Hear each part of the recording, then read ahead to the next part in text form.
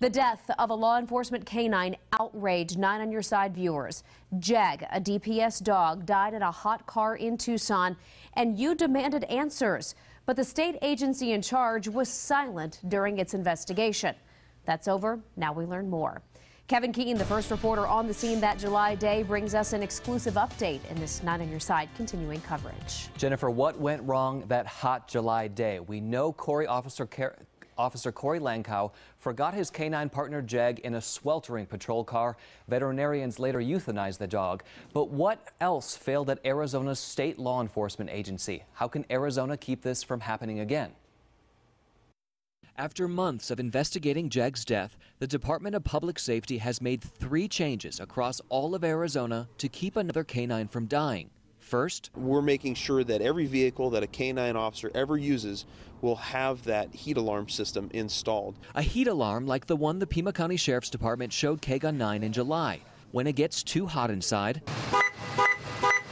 the horn honks, lights flash, windows roll down, and a fan starts up. Officer Carrick Cook says the cruiser Jeg was in, this temporary swing car, did not have an alarm. Every car now does.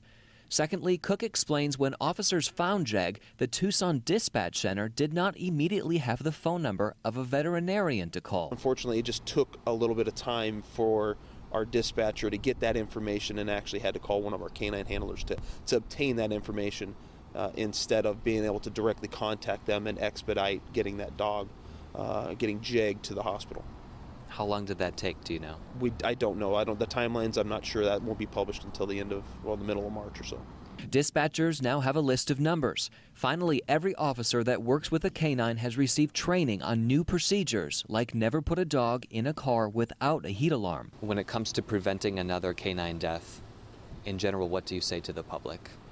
I can assure the public that this is not something we have taken lightly.